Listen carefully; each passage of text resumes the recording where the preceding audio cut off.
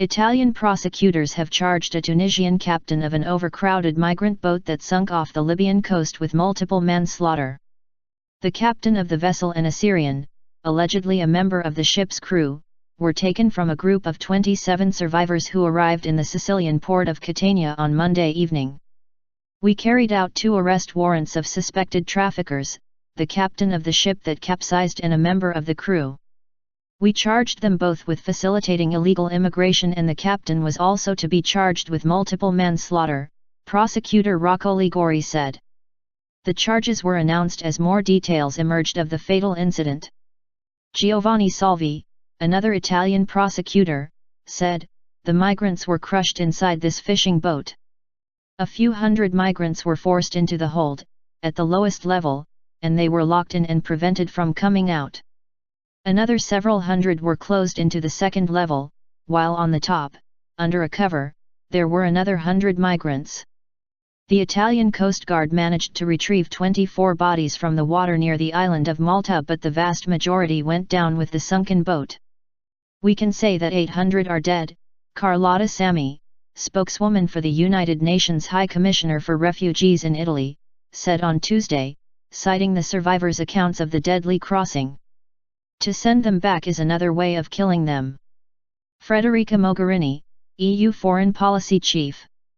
Those who escaped with their lives described to officials the moment the trawler carrying them capsized after a Portuguese merchant ship approached the vessel, causing a stampede.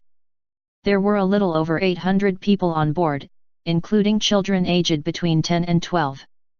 There were Syrians, about 150 Eritreans, Somalians. They had left Tripoli at about 8 a.m. on Saturday, Sami said. The survivors hailed from Mali, Gambia, Senegal, Somalia, Eritrea, and Bangladesh, she added. Most were taken to nearby holding centers, while one survivor was taken to hospital in Catania, on Sicily's east coast. No more excuses. EU Foreign Affairs Chief Federica Mogherini had unveiled plans earlier on Monday to tackle the growing migrant crisis after telling member states they had no more excuses not to act.